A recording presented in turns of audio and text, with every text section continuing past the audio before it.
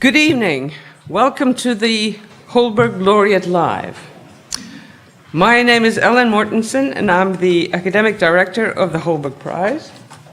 We are more than pleased to be able to bring this year's Holberg Laureate, Cass Sunstein, to Oslo and to the House of Literature after 3 intense days of events in Bergen.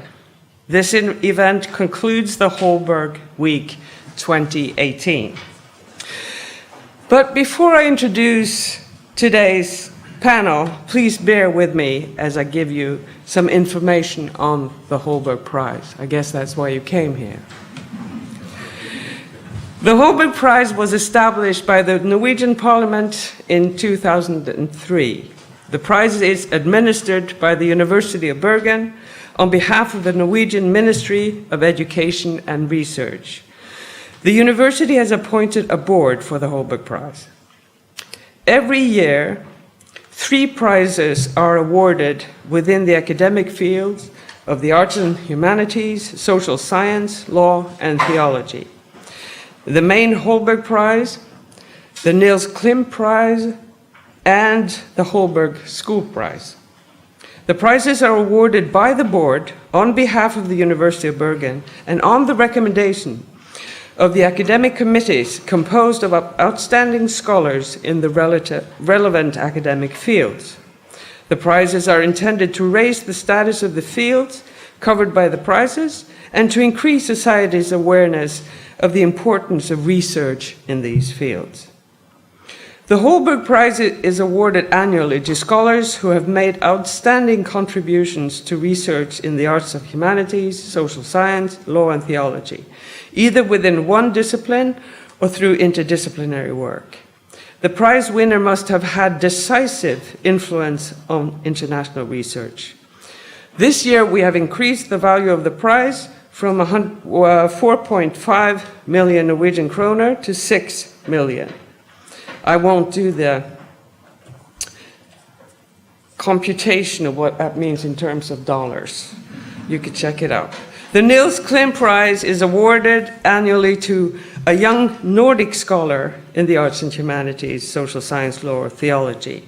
The laureate must be under 35 years of age. The prize is awarded to researchers who have made outstanding contributions either within one discipline or through interdisciplinary work. So this year, because we got an increase in our budget from the ministry, we also augmented this prize from 300,000 to 500,000. The last prize, the Holberg School Prize, is awarded to the 3 best research projects among participating 12 upper secondary schools from all over Norway. Next year, the competition will be expanded to include 20 schools. In addition, we have a teacher award, which recognizes the best pedagogical project in conjunction with the students' projects. Now, without further ado, let me introduce you to today's panel. In addition to the 2018 Holberg Laureate Cass Sunstein, Research Director Anine Kierulf, and Professor Cathrine Holst. I will introduce Anine Kierulf, who then will take charge and introduce her 2 interlocutors. Anine Kierulf is Research Director at Norway's Institution for Human Rights.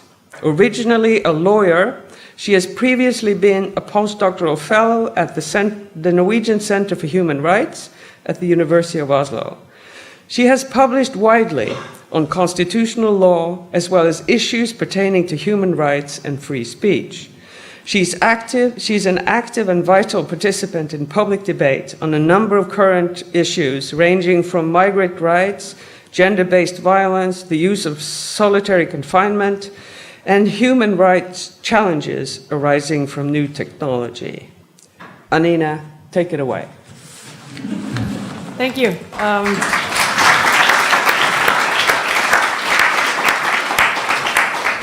Thank you. It's my honor and pleasure to welcome particularly the Holberg Laureate 2018 Cass Sunstein and also Professor Cathrine Holst, who's here with us to discuss one strand of your work, Professor Sunstein, which is how to base policy on knowledge. And that's what we're going to dive a little bit into today. So for those of you who didn't come solely to hear about the history of the Holberg Prize, I'll give a brief introduction of Cass Sunstein, who you, my guess is that you came also to see him. But for those who don't know him as well, he is the Robert Walmsley University professor at Harvard University. He's also the founder and director of the program on behavioral economics and public policy at Harvard Law School. And he was formerly working for the Obama administration from 2009 to 2012. Is that right? Yes? I had a full-time position then, and then I had part-time jobs to 2017. And for those of you who haven't seen all the streaming from the Holberg events in Bergen, you missed yesterday when Cass Sunstein was given the prize. He got a cheering speech from President Obama on a big screen there. So that was quite nice to see. So you published 48 books, no less, but soon some more. I think you have 2 or 3 in the making. Several hundred scholarly articles, more op-eds and commentaries that I've been able to count. It's really very impressive, and one of the topics that you're working on currently is freedom, which was the theme of your Holberg lecture, and you also possibly are going to work on the theme for the Holberg Symposium, namely democracy and truth, and how you can arrive at truthful or base things on truth, which is a little bit of what we're going to talk about today as well. I just want to go a little bit back into your work on something that you sell. You're one of the few people who go around marching with those posters saying cost-benefit analysis, and you don't see people cheering for that all the time. But today you're going to make us all cheer for that, so we're looking forward to that. And instead of just being within that ivory tower and telling everyone how wise it is to use those kinds of solutions that you're promoting in your research, you took this out into the real world and into the politics and Washington, at least the administrative part of it. So we're looking forward to hearing about that. And what you called it, a term that came up a couple of times during the previous days, were cost-benefit analysis with dignity. So I was wondering whether, in a minute, I'll just introduce Cathrine first. You could give us a little idea about what that is. Okay, so I'll give you an example. The idea behind cost-benefit analysis is that you try to be clear and specific about the consequences of what government is doing. So if you have an environmental rule that's going to make the air cleaner, a lot of people are excited about that. But how much cleaner and with what benefit? So it might be getting a little cleaner, but that might have no effects on the health of human beings or animals. It might have modest effects on visibility. If so, that's good. It's not great. And the question is, what kind of burden is it going to put on companies? Because burdens put on companies are actually burdens put on workers and consumers. And we want to be very specific about those things. So the idea is to shift, if we can, from an expressive approach to policies, where we see them as expressing our values, to a human consequences approach, where we focus on what are the human effects of what we're doing. And the human mind doesn't naturally work that way. We think, does it express our values? But if you have something that is designed to make transportation safer, but the effect on air travel, let's say, is 0 because air travel is plenty safe, and the effect on air travelers is significant because it takes longer, it's more expensive, and those who work for the airline industry see their wages go down, then that's not a very good idea. So that's the basic idea behind seeing analysis of costs and benefits as a a pretty rigorous way, if it's working well, of getting a hold of the human consequences. In terms of dignity, I'll give you an example. We had an effort to make buildings accessible to people who use wheelchairs. And on any measure of the costs and benefits, it was a good idea. You got a lot of wheelchair-bound people who were going to be able to go to work, and they were going to do productive work, and it didn't cost a whole lot to make them able to go to work, make the door available for them so they can go through in the wheelchair. But there was one part of the rule that was troublesome, if you believe in thinking of the human consequences. It made the bathrooms accessible. And it costs a lot.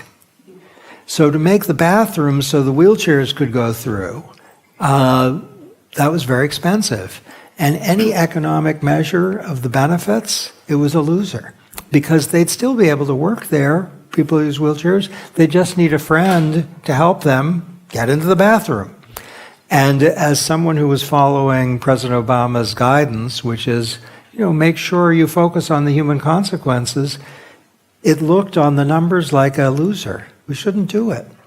So in discussions with the Department of Justice, I said, we have something we have to figure out here. Why do it?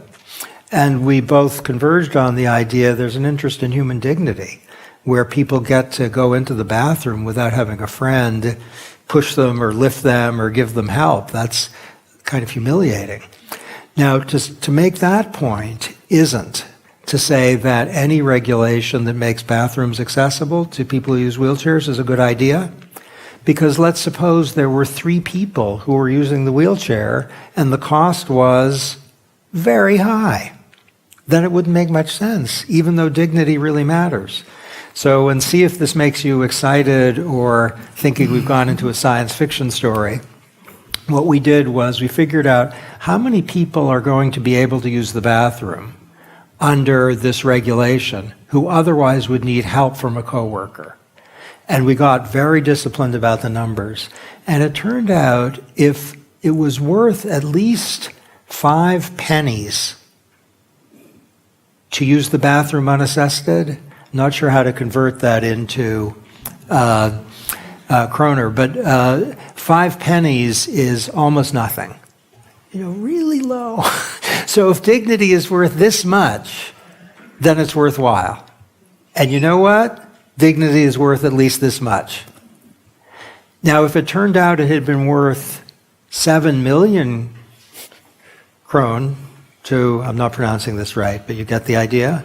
If it is to use the bathroom, then we wouldn't have done it. But dignity has a value. To turn it into monetary equivalence is very challenging.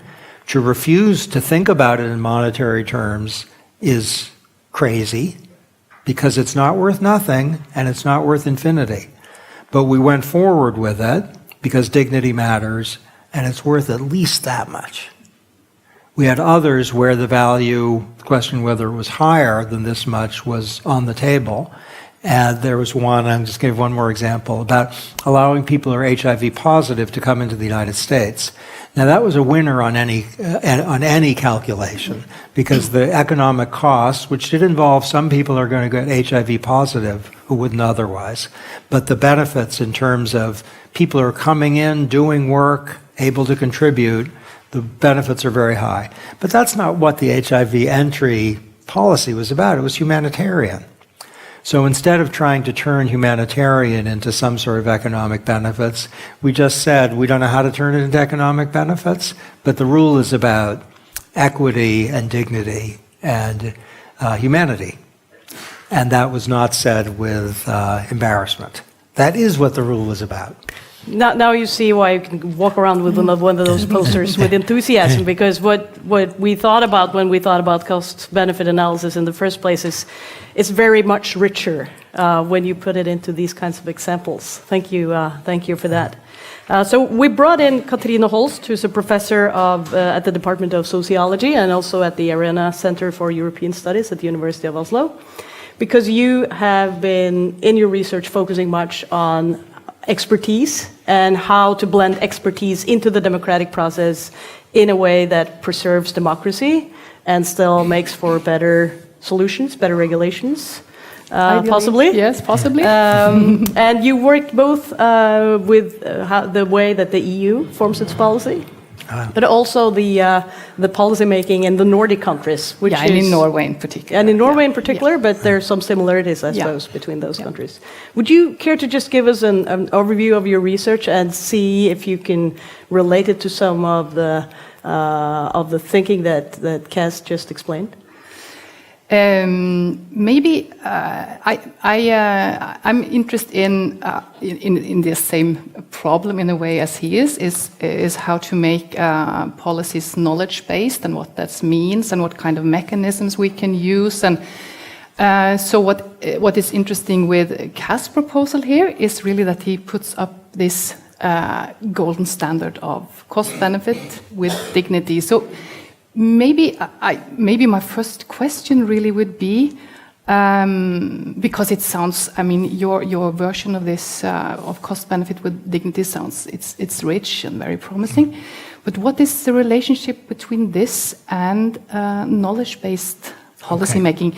Do you need to if we implement this? Is this a proper procedure for making policies knowledge-based, or do we, if we are successful in this, do we then have knowledge-based policy making, or do we need something in addition? Completely, it's about learning, and I'm a lawyer. I'm not a chemist or someone who knows much about science. So in my work in government and in some co-authored work, academic work, I always rely on people who know things that I don't know. But I'll give you an example. Suppose the question is whether to make refrigerators, microwave ovens, or automobiles more energy efficient than they now are. Yes? And if you want to make them more energy efficient than they are today, they could be 10% more energy efficient, 20% more energy efficient, or 1,000% more energy efficient. You could make cars so fuel efficient that the greenhouse gas emissions that come from Europe would go from automobiles.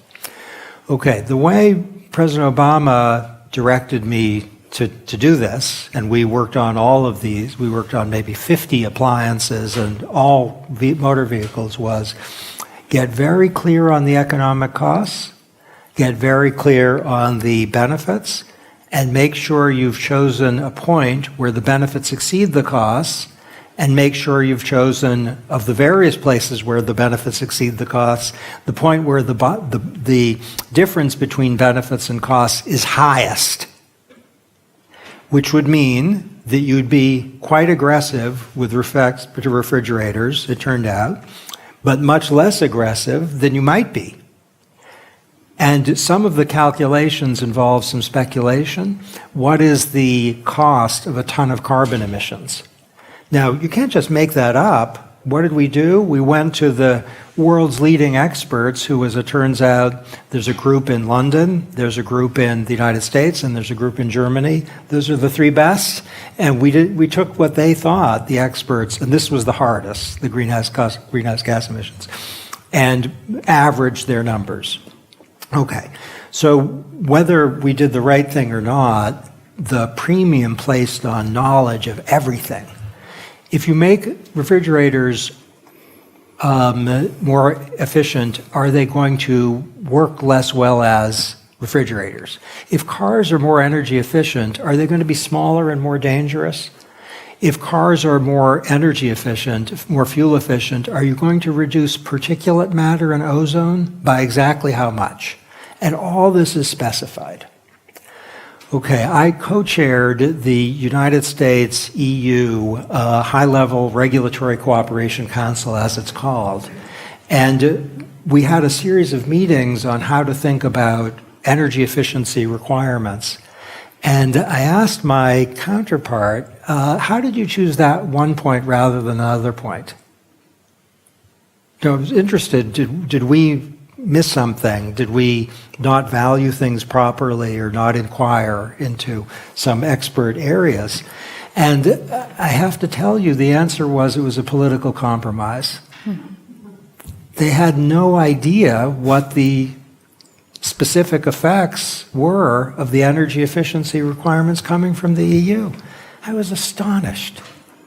Now, it might be that my counterpart was at a sufficiently high level that he couldn't speak for the staff who would actually run the numbers, but I think that's optimistic. I think they made a political compromise. Now, the political compromise, as it looked, was not wildly different from what they would have come up with had they tried to base their decisions on knowledge, but they did not base their decisions on knowledge. And just one more story, because I think specifics maybe tell you. I was in Canada not long ago where there was some worker safety issue. And one of my friends in Canada was involved in resolving the worker safety issue. And I said, how'd you do it? And he said, I got everyone in a room and I asked them what they were hoping for. And we just talked and talked until we all agreed. And I said, did you have clarity about whether you chose the point that would increase worker safety to the right degree? Did you have a sense? Or did you know what kind of costs the proposal would impose on the consumers and the workers? Would they be a little safer, but a lot poorer? And he said, I didn't really know that, but since the companies were okay with it, and so were the labor unions, I assumed it was fine. That was not knowledge-based.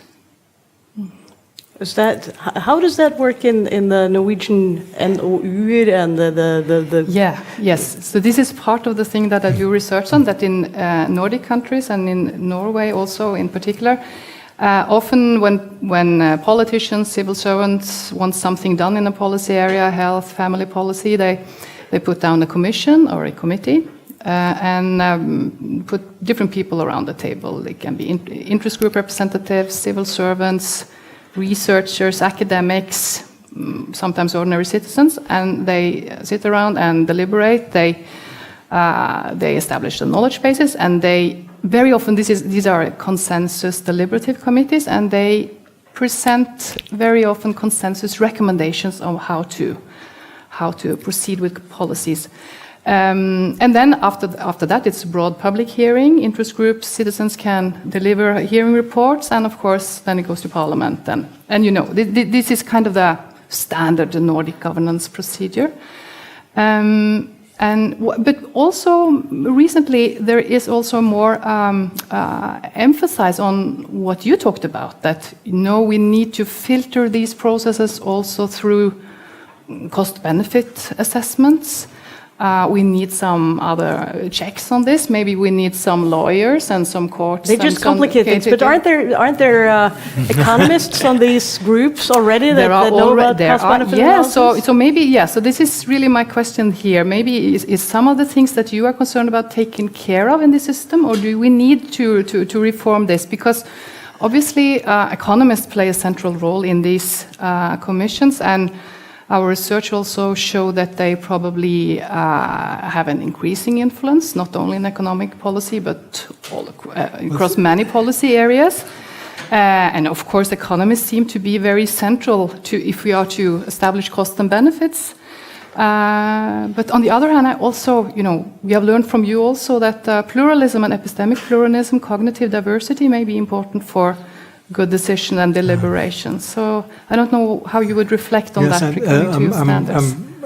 Things seem to be going so well in Norway along so many dimensions that I'm reluctant to say anything other than it's working, keep doing it. But if it were suggested in the United States that we should adopt a consensus process like that, I would be very worried. Yeah. And I'll give you one example, which is not the worst example, but this is true, that our Department of Energy proposed to finalize a rule. It actually did involve refrigerators. And there was a part of the rule that was inferior to what the scientists and the economists together suggested. The scientists who said what you're going to get in terms of benefits from a different approach would be higher than the chosen approach. And the economists said, and if you turn that into economic equivalence, they didn't choose the right approach. And the Department of Energy said, but this is what everyone agreed to. And I said, so what? It's not the right approach. And we had a very challenging set of discussions within the White House about this issue. The economists are good at turning things into monetary equivalents. Some things you can turn into monetary equivalents, and they can't. The scientists or the technical people who aren't economists are very good at figuring out knowledge about the effects of things. So in my government, the two offices that I thought were great, my favorites in the White House, the Office of Science and Technology Policy and the Council of Economic Advisors. And the Office of Science and Technology Policy, I had no idea on any particular issue whether they'd go to the left or to the right. They were science people. Sometimes they'd say, you know, this chemical that the environmentalists are worried about, it's not hurting anybody. Don't worry about it. It's all over the newspapers, but it's not dangerous. And that's felt to me authoritative. And sometimes the economists would say, you know, the economic arguments being given by the ministry for this food safety rule, they make no sense. And they were completely fair-minded. So a thought is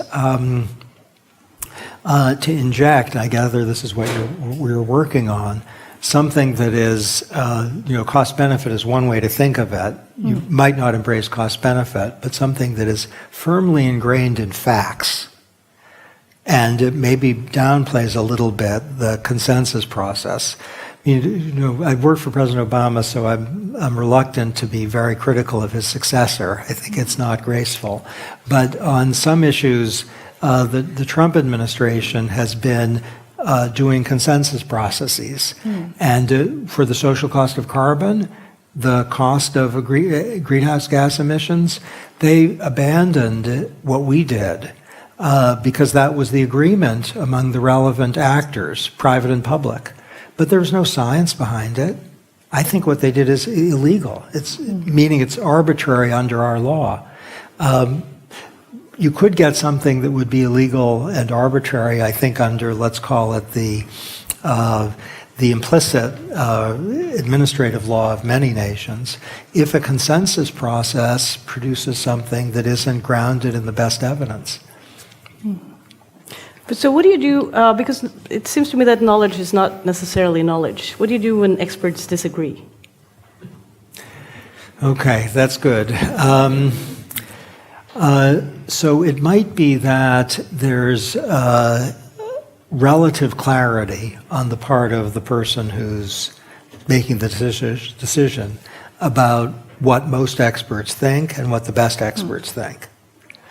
It might be. So you could have the top people in Norway think this chemical is dangerous, but there are some who don't, and you go with the best. It might be that in the face of genuine uncertainty, there would be some value that would drive judgment in the face of uncertainty. So you could think, in the face of doubt about whether a chemical is causing deaths, we will resolve it favorably to life. And that might well make sense. In our ordinary lives, we might say, we're not sure whether this is dangerous, we're not going to do it. Though you'd want to ask, if you do adopt that presumption as a tiebreaker, what do you lose? So if you lose from it that some product that everyone loves is going to be forbidden, that would be worse than if you lose from it some product won't be entered into the market that maybe wouldn't have done well anyway. So the political presumptions can make sense in the face of uncertainty. For climate change, which is probably the hardest of all, I think, along the dimension you're describing, many people in the United States have said the U.S. should have made its own judgment about the damage of a ton of carbon emissions. Our own view was, we could have, but there are these experts out there, and we'll just average the expert opinion and not play favorites. And so averaging expert opinions, it has some actually technical justification. So that's a third approach. Pick the experts, average the experts, use a value presumption. So where's the ordinary citizen in this? Is there a tension between this way of thinking about expertise as sort of the gold standard basis for policymaking and relying on the ordinary citizen's influence on It's a whatever's great going question. on? It's a great question. So,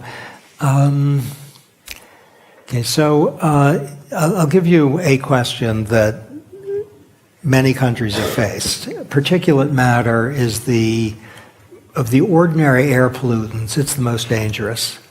I'm not sure what the ambient particulate matter level here is. Does anyone know? I have no idea. I don't even know what it is, I think. Okay, particulate matter is an air pollutant that has adverse effects. It's worse than ozone, it's worse than nitrogen oxide. It's the bad one. And in large cities, it's a killer.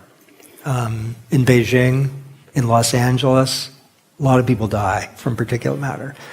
Okay, let's suppose the national standard is 15 parts per billion, which is a standard in the ballpark of what nations do. And then the question is whether to reduce it to 12 or 11 or 10. And those are all, discussable ideas. So this isn't made up.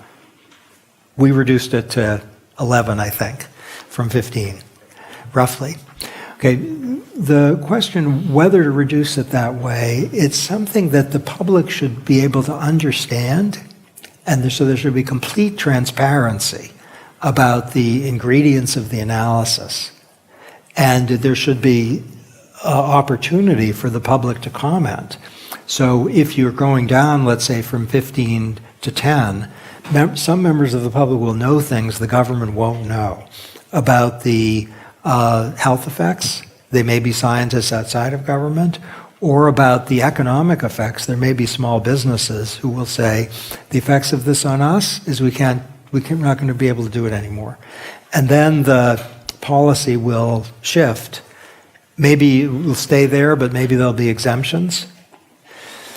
Again, I'm thinking that the examples are so crucial. And what I was trying to do with this was to give an example of an issue that seems so highly technical that transparency to the public is required, but decision by the public would be senseless. You're going to have a referendum on go to 11 or 12, but public input may be indispensable. And I'll give you one case where I learned a great deal from public input. It's something I regret. I didn't do what I, in retrospect, should have done in the government. And it's that under the Montreal Protocol, there's a ban on ozone-depleting chemicals. You knew that. Yes, protect the ozone layer. The Montreal Protocol requires phasing out of asthma inhalers that have chlorofluorocarbons in them. So the asthma inhalers have to go away, it looks like. This isn't really a cost-benefit law, the Montreal Protocol and the implementing laws, though they're amply justified by cost-benefit analysis. Our government, our Food and Drug Administration, proposed when I was there to phase out various asthma inhalers. And my staff told me, on cost-benefit grounds, this is crazy. That the contribution to ozone depletion made by these inhalers is very small, and the effects on people of getting rid of these asthma medicines is serious. And I thought, really? And they said, well, why don't you read this? And so there'd been a proposal by our government, and then I read the comments from the public. And it turns out 260,000 people are using one inhaler, and they say, this is the only one that works for us. And we know the doctors say there's another one that's as good, but it doesn't work for us. Please don't take away our inhaler. And the experts might not have seen that. We needed the public. And I fought pretty hard to save that inhaler. I gave them 2 or 3 more years. because the company promised if we gave them the extension, they could make the same inhaler without chlorofluorocarbons. I fought and succeeded in getting the 3 extra years, but I fought and failed to exempt the company entirely, and it kills me even today. The company didn't make the other inhaler. They couldn't figure out a way to do it.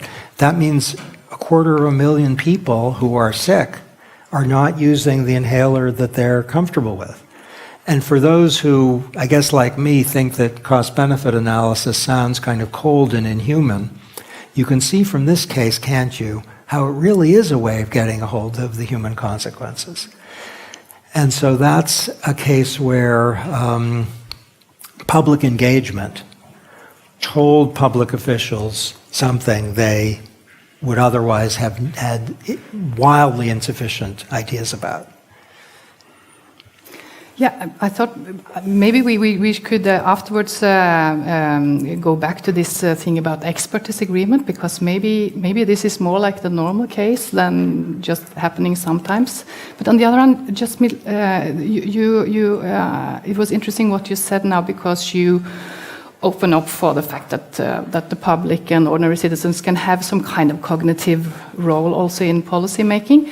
But what you often hear also from democratic theorists and also in public debate is that, democracy is not about giving cognitive input to get knowledge-based policy making. Participation and inclusion is valuable as such. This is, the democratic norm. And you often also, at least these days, there is a concern about trust in public institutions. So people say no. So it's said that people must be included and participate because this is central to trust in political institutions. So then it's not only about cognitive input, even though this can certainly be a very powerful argument in addition. But how do you see this? Okay, it's a great question. So, one thing that's clear is that experts in government and experts in government who consult with experts outside of government will often not know important things. And so that's the epistemic, the knowledge generation value of engagement of the public. And one thing I saw much more often than I expected is that we would propose a rule. It might involve fracking. It might involve occupational illness. It might involve controlling visas into the United States. And people would tell us things that we didn't know. And so I want to be, extremely enthusiastic about what you're suggesting is just one idea. And I want to suggest that one we should really, what is the right word? That one we should put in the biggest, boldest, reddest letters. And there's actually an intellectual hero here, and I think an unlikely one, and it's Friedrich Hayek, who he had one great idea, only one. Hayek had many, many good ideas, but he had one great idea, and it's about the dispersed nature of knowledge in society. And Hayek said the reason planners, socialist-style planners, are not good is not that they're evil. It's that they won't know as much as the public does. So when you buy this or this suit, I hope it's an okay suit, by the way, when you buy one, the price will be determined by so many people who know so many things.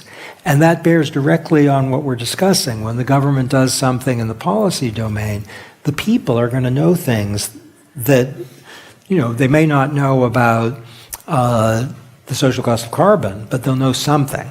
Okay, there's that. Okay, now then your third point is about trust. And trust, as you described it, and I see it this way, it's an instrumental value.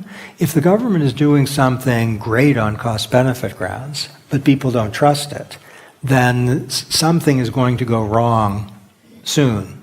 If the government does something that involves workplace safety and that companies think it's idiotic and workers think it's stupid, then even if it's actually great, Something's going to go wrong. So I'll tell you another story, if I may. I'm telling you a lot of stories. That's great. Go ahead. So we proposed, when I was in government, we in the Obama administration, floated to the public the idea that on government websites we would allow cookies, not like delicious cookies, but like we know who was going on. And we did that so that we would be able to improve people's experience. So if you're going on a website, to qualify for benefits, the government could pre-populate the data or say, welcome back, and you wouldn't lose everything you'd put there. It would improve people's experiences and allow customization. And we could also do analysis of what was working and what wasn't. And the public went crazy. They said, this is an invasion of privacy. This is 1984. This is authoritarianism. And I was so naive. I was involved in the idea. I had no thought that the people would be upset. That's very naive, yes? So what we did, we were not trusted. And so what we did was we brought groups in, the people who were most concerned, and said, what are you worried about? How can we address your concern? We did learn the point about increasing knowledge, cognitive diversity, but I think even more important, they trusted us afterwards because they knew us and they knew we had no aim of doing anything that they feared. And so once the policy was finalized, remarkably, the amount of public criticism was zero. There wasn't any. That's because they felt they had participated in it. They trusted us. So that's a reason.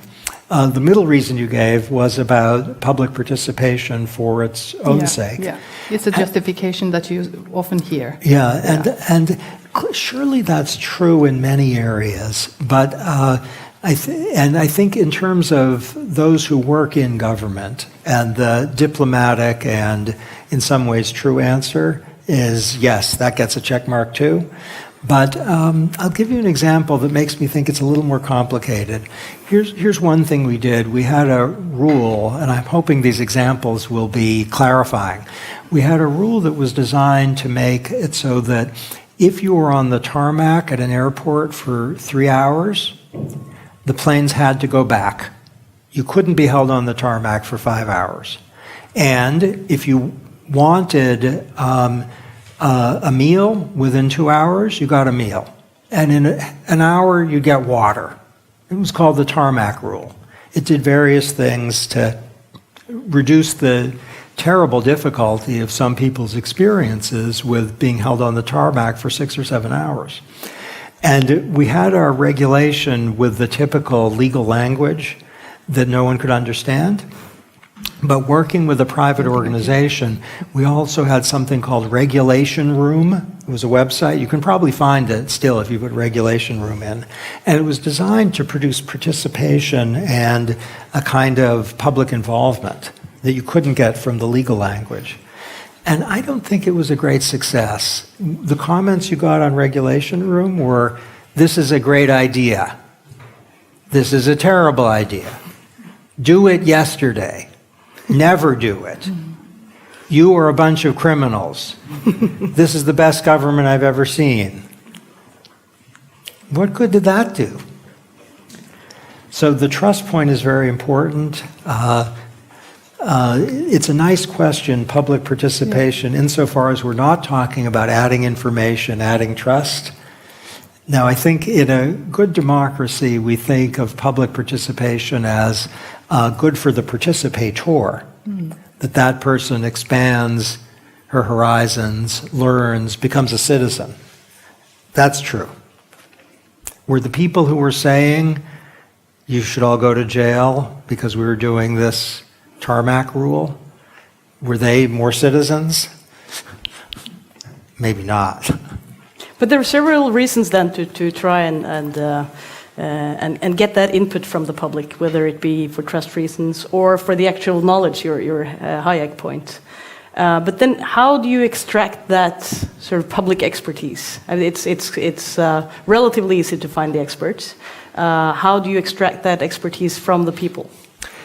Well, they don't even want to participate in elections. So okay, well, there's the people. So I'll tell you my biggest surprise in government, and this, continued after I left when I had more occasional. Well, I'll give you an example. So after I left the job I'm describing to you, President Obama put me on a review group for balancing privacy and liberty and security after the Snowden disclosures. So there was a group of 5 people who were to come up with recommendations. And the first thing we did, this had never been done before, was to ask the public for comments. We had a website and we asked the public, what do you think? And we got comments not just from my sister, who's a very smart and reasonable person who is in real estate. She didn't comment. And, I think if you asked her to comment, she'd say, figure it out. I'm trying to do my job. But we got comments from people who had spent a lot of time on this, who weren't on our group. And they would tell us things that I certainly didn't know, that would give a different perspective or new, fresh ideas. So that was about national security and privacy. In areas that involve fracking, if you regulate fracking, if you propose to the public to regulate fracking with a public opportunity for comment, the ordinary citizen might not comment, might say that's terrible or that's wonderful. None of those 3 things is helpful, I think. But some people will know something about fracking. So I'm bringing this example because the fracking that's familiar? Yeah. It's not a bad word. It's not the word you're thinking of. It's not an English vulgarity. Fracking. You don't say that fracking guy. You say they are fracking, which means they're doing something about natural gas. Do you understand?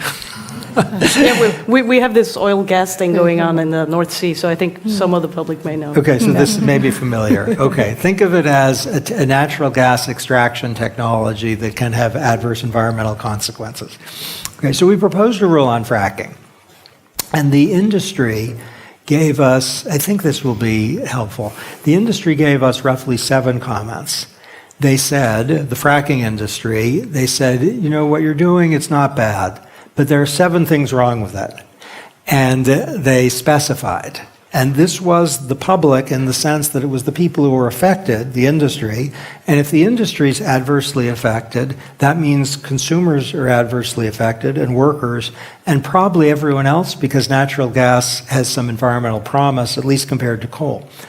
Okay, so they gave us 7 comments, and they were extremely instructive.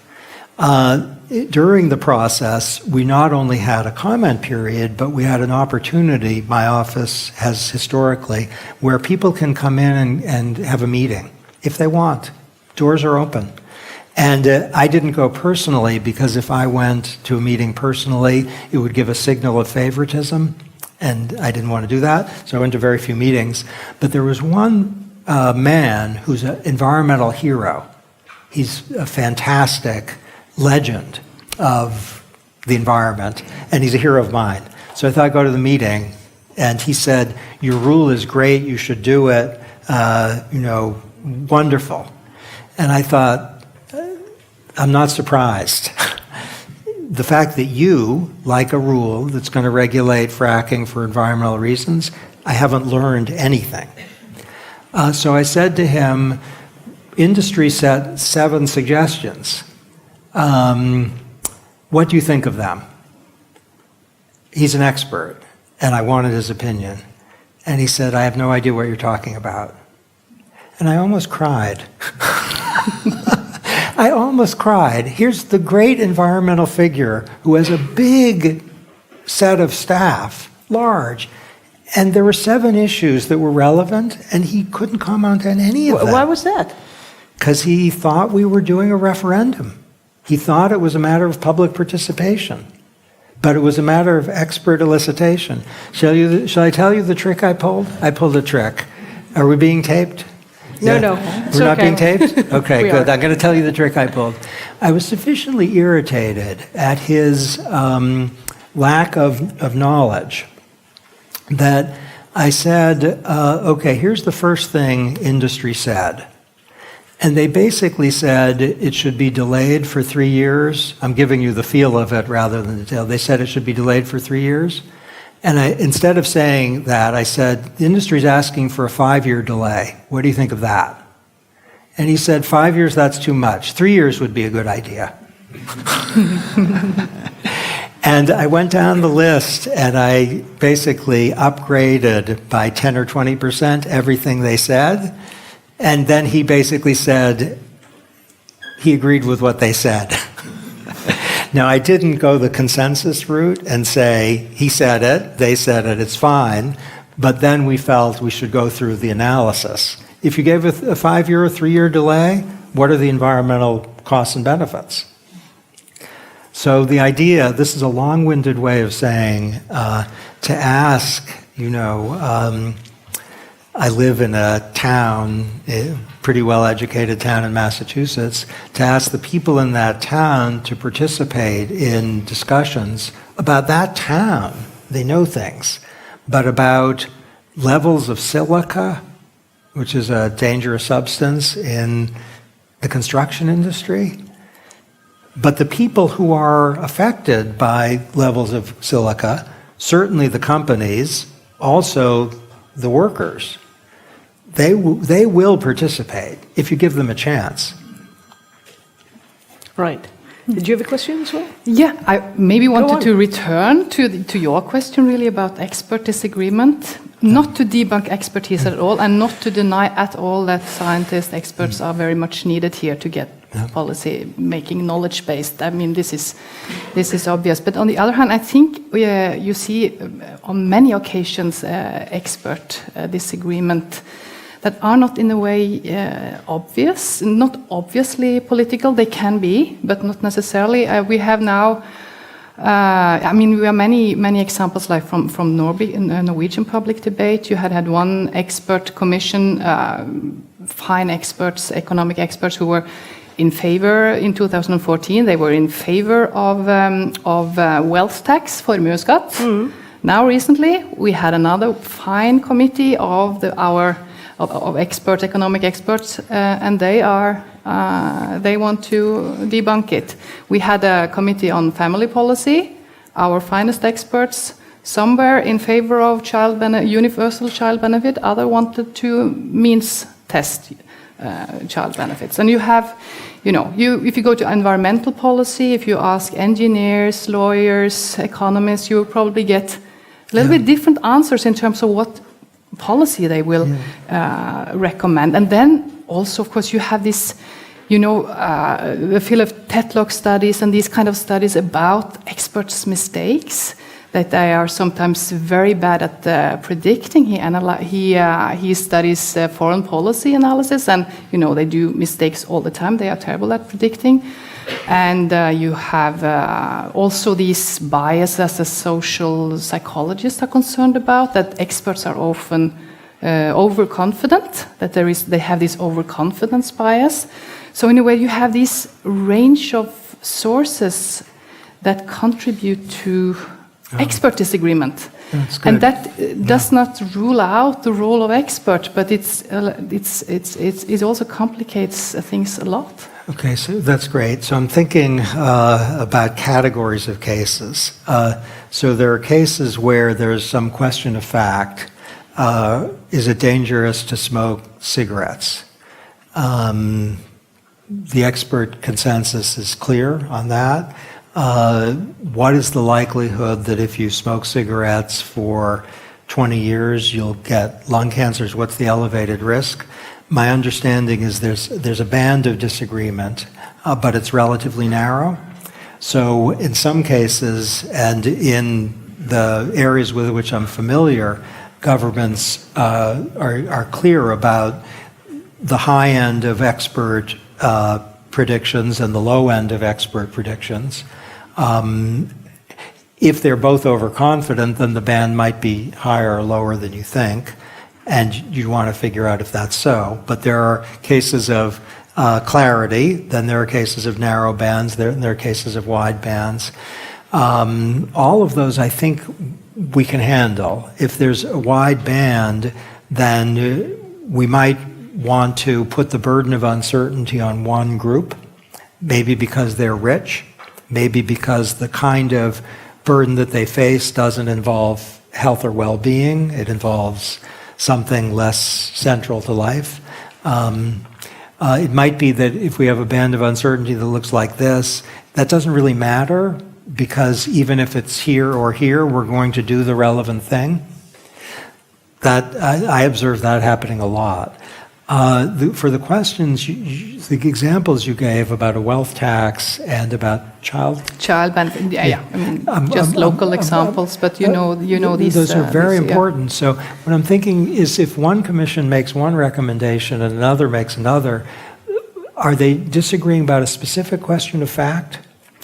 This is a little bit hard to disentangle, okay, I think. So this is serious. So so I was lucky enough to have this job and in the government, and if expert groups within the government said this, they said, we think there should be a wealth tax, let's say, and someone said, we shouldn't, I would find that extremely uninteresting. I'd say, what proposition of fact do you disagree about? If there's a policy choice, the president can do that. Is there a specific factual question that you disagree about? I'll give you one that is basically in this universe, which is, do significant increases of the minimum wage increase unemployment? Experts do disagree about that, and reasonable people can go either way. And you could think, it would be, I think, a responsible thing to do, to say that because many experts think that significant increases in the minimum wage produce serious unemployment effects, you should not have significant increases in the minimum wage, because if you do, you're going to be hurting the most vulnerable people. And you're going to be throwing out of a job people who are at the very bottom. And if there's a risk of that, it's, let's say, 40%, don't do it. Choose some other way to help people who are... So what I'm thinking is, if expert groups are making a policy recommendation, that's okay, but are they really disagreeing on a factual question? If they are disagreeing about a factual question, as in the minimum wage context, or if there's reason to distress them, and now Tetlock is talking about extremely complicated questions, like, is the Soviet Union going to fall apart? And for general policy making, it's not clear even that that's a question the Prime Minister of Norway would ask. Is Putin going to, try to reproduce the Soviet Union?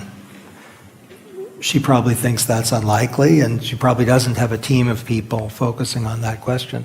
But on the wealth tax question, I'm wondering if there's a factual question on which they disagree. Yeah, I think this is a central question, but maybe this here also is a problem then for the public to assess this, because maybe you need to be a tax expert to really understand what is the disagreement among tax experts here, because they seldom necessarily say, oh, here we disagree on the facts. These are without any value. We don't make any value assessment. We simply disagree on the facts. Very often you see the recommendations are not that neatly put. And I think if they are scientists, they will always say that they have the facts on their side. And they maybe would say that other people, the other scientists assess some studies a little bit differently, or they say we need more studies to say this for sure, or so very often this, but I think also the basic problem for the public is very often to this. How can we know whether these tax experts or these tax experts? Well, tax experts I mean, it's helpful, I think, just as a lawyer, for me to think: are they disagreeing about a factual question, and what is it, and what are they disagreeing about? So, there's one question about some food ingredient where our Department of Agriculture thought it was very risky, and our chief scientist thought it wasn't. And it's clear our Department of Agriculture people, their job was to make sure everyone was safe. And our scientists, his job was to make scientific judgments. On the fact, who do you trust? The scientist. Now, if there had been competing scientists, as in the case of, exactly how much economic damage is done by a ton of carbon, or like in the minimum wage increase case, then I'm sure you all can do better than this, but you can try to figure out what most of the experts think, or what the best experts think, or average the experts, or make a policy decision where now we're not in the science anymore, policy decision, what to do in the face of uncertainty. So you might think, with respect to the wealth tax, you might ask if there's some macroeconomic effect that the experts are disagreeing about. If one side is right, what happens that's terrible? If the other side is right, what happens that's terrible? And which is more terrible? So this is, in decision theory, it's sometimes said that you should maximize the worst case scenario. And in ordinary life, we often do that, don't we? If things are really hard, we think this way, if things go wrong, it's horrible. This way, if things go wrong, it's just bad. Let's go this way. But could you also have the politicization of experts in a way? It seems to me, if I'm not mistaken, the example you had with the wealth tax, the first group was comprised by the socialist, the red-green government, and the other group was comprised by the conservative government. Yeah, so that may be into the picture. Because they will then choose who gets to sit on the committee, and they will, I don't know how much they cooperate throughout the committee process, but and that sort of seems to me that could both lead to not as knowledge-based policies as you would want, but also to an increasing distrust in expertise. That's a great point. So I'm sure, like many countries, we have policymakers who make clean air decisions, but there's also a scientific advisory board that informs their decisions. And many people believe that the scientists who were chosen for the scientific advisory board in democratic administrations could not be trusted because they skewed left. I worked for a democratic administration, and I'm not sure the objection is wrong. Is that because you become more of a leftist when you get smarter? No. Here's what I think it is, that if you are a specialist in environmental problems, you might care a lot, and that might affect your objectivity. Right. So I spoke to someone who was part of the International Panel on Climate Change, and when he spoke about the science of climate change, it's relevant to your point, it seemed to me, as an outsider, astonishingly informed and precise. He was a scientist, and he was amazing. But then he talked about policy and what should be done about climate change.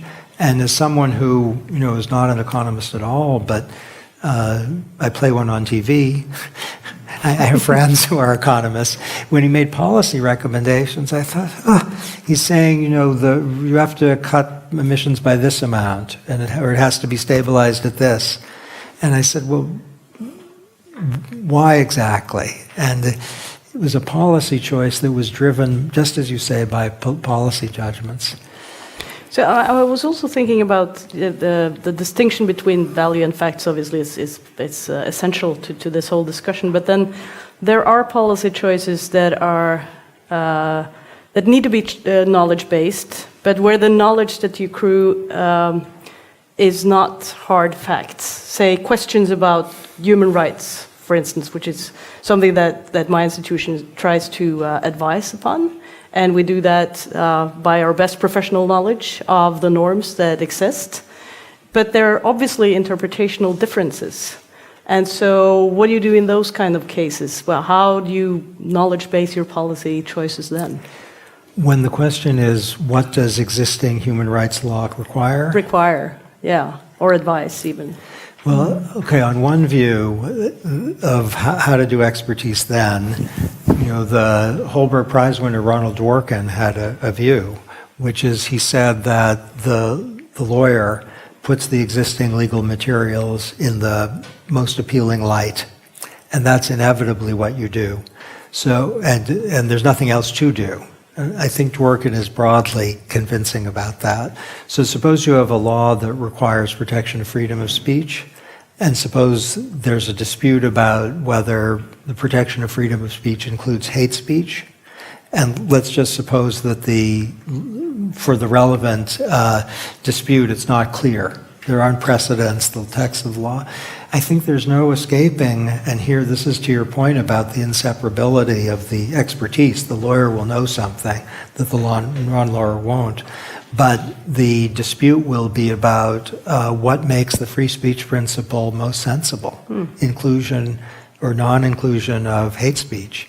And there people might disagree, and we probably know what they're disagreeing about.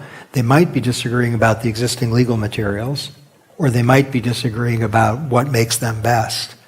And some of Dworkin's critics say, well, who's to say what makes them best? And that's a very fair question, but Dworkin's, I think, convincing response is, we are. There's no escaping that. Does that resonate? I think it's a perfect answer. It gives me a lot of power. Thank you. And we know, so I'll tell you when I was teaching in my first years at the University of Chicago Law School, there was a sociologist who was an empirical person who would have lunch with the law professors. He was actually appointed at the law school. And he would say to me, we became great friends, even though I was 50 or 60 years older. He would say, I go to these lunches all the time, and I don't know what they're disagreeing about.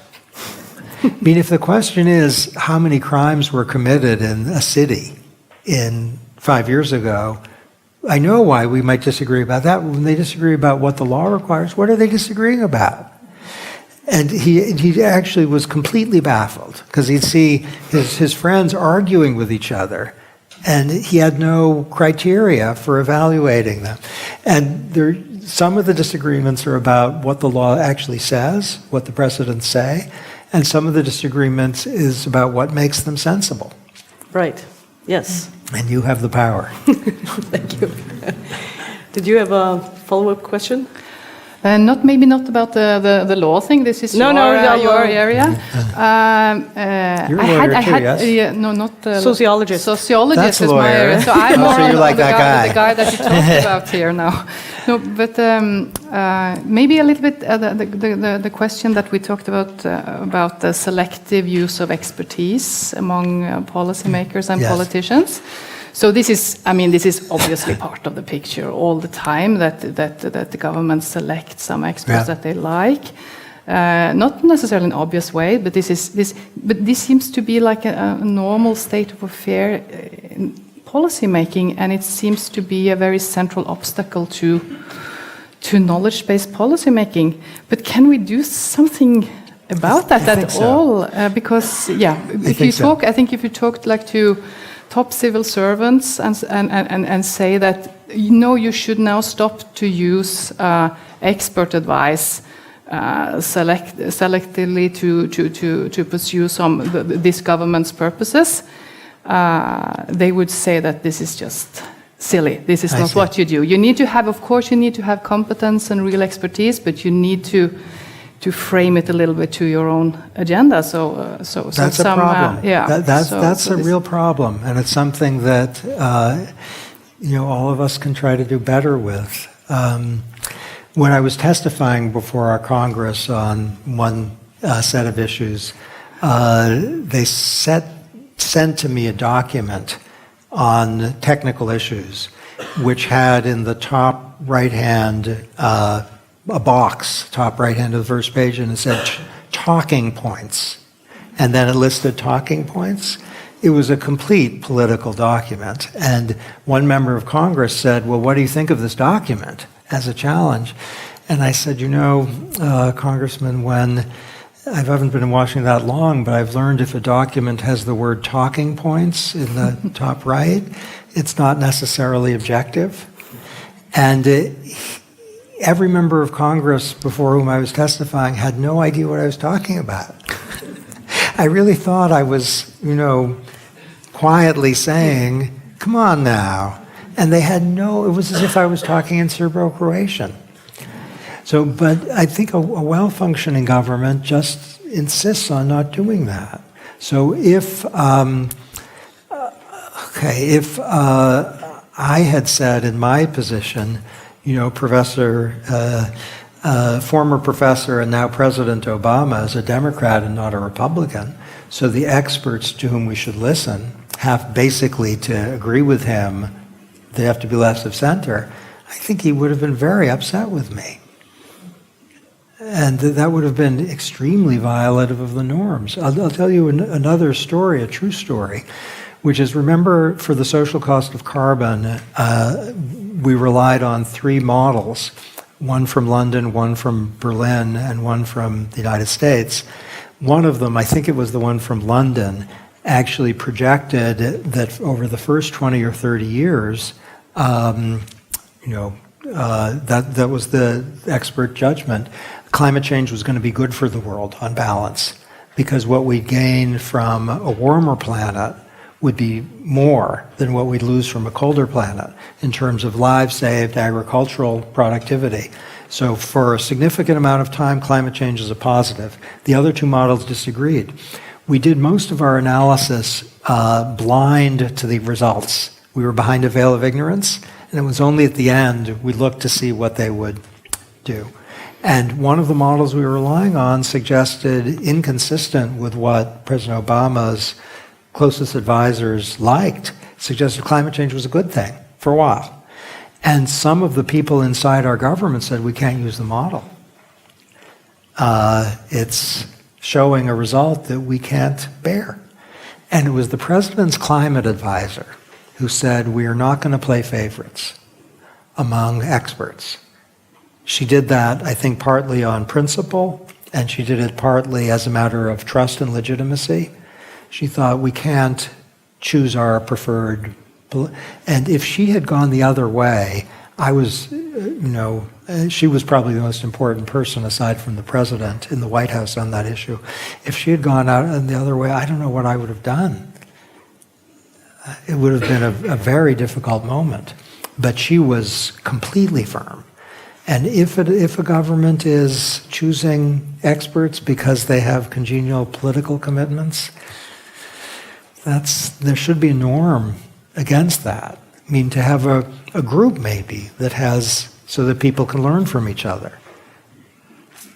So when we suggested this theme for this conversation, you directed us in to an article that you wrote after your OIRA years, and it's called The Most Knowledgeable Branch, and it's a nice twist on a formulation by Alexander Hamilton, who said about the courts that they're the least dangerous branch, so that they can do the least harm. Now we've learned a lot about how expertise makes the executive the most knowledgeable branch. But what role then do you see for the other 2 branches in this system, in a system of separation of powers? Because I still think that's part of the Constitution. Yeah. Okay, so the courts, I think, your area, not yours. The courts, a very important role in ensuring fidelity to law. And so you might have the experts thinking, here's what we should do with respect to the wealth tax or parental leave, and that might be inconsistent with the law. Or there might be a violation of human rights that the experts think is indicated. But the courts have an essential role there. For the legislature, every country's different, but you might think, consistent with some of the drift of both of your comments, that the experts might have a political conviction or they might have values that that the people don't have, and the legislature can insist on those. So to take an example, there's a law we have in our country called the Prison Rape Elimination Act. And it's a little bit of a surprising law because it's directed against prison rape, and the vulnerable prisoners might not be thought to have a loud enough political voice to get that law, but they did. And if the claim was, well, that law doesn't survive cost-benefit analysis, or we experts think there are better ways to reduce sexual violence than to go after prison rape, still Congress was responding to its understanding of values, and the executive should follow that. When I wrote the paper, I was very conscious, the most knowledgeable branch, that it said something that's true, but there are some ways on which it's on weak grounds. So what's true is, at least in the governments I know best, and there are very few that I know well, so we're not talking about a large number, the people who work in the executive, they just have a ton of information. So I was lucky enough to talk to one of your ministers over the last few days, and she has a staff, and in their domain, I could tell even with 45 minutes of conversation, they are amazing, and they know a ton. And an elected official in most countries, they just have so many things to think about. They can't compete with what a ministry would know. Certainly our Department of Transportation, if I weren't married to my wife, I'd want to marry our Department of Transportation. I'm in love with our, sorry, Samantha, I'm in love with our Department of Transportation. And one reason I'm in love with our Department of Transportation is they just know so much about highway safety and airport safety and railroad safety. They also have very decent values, and meaning they want safety, and they're also conscious of economic needs. I can't tell if they're left of center or right of center, and they know so much. So if you ask them what can be done to reduce the 35,000 fatalities we have every year, they will present you with a 400-page book which has 90 possible interventions with a rating of 0 stars to 4 stars about the effectiveness of each one. And every one of those stars is based on what you're saying, on knowledge base. And it is true on some of them experts disagree, but on most of them there's a consensus. And they just know so much more than our legislators. But our legislators, and yours too, I bet, by virtue of the fact that they have to run for election, they will have access to the public in ways that the ministry's staff, at least, won't. And so for them to be the ultimate determinant of the content of the law, that has some logic. What you said about the minister, I guess you were referring to the Minister of Higher Education that were present at the Holberg Week, and she also noticed what you just emphasized now yourself, the sort of strange way of your romantic views sometimes, because she had heard that you had on your first date with your wife talked about your ultimate dream in life, and that was to be in the OIRA. And our minister then, as knowledgeable as she was, compared this to the Norwegian audience to someone wanting what he wanted the most in his life was to work in Riksrevisjonen. And that made them laugh. So I'll tell you the full story. So on first date with my wife, she said, and I think she was auditioning me. She said, if you could have any job in the world, and she was hoping I'd say play backup guitar for Bruce Springsteen or be on a World Cup football team. I apparently looked off in the distance, and I said, "Oh, Ira." And she said, we'll make it a little more family friendly. She said, what the frack is Ira? On that note, thank you so much, Cass Sunstein. Thank you, Cathrine. And thank you all for spending one of these rare, warm days in Oslo inside with us. I hope you had a good time. Thank you.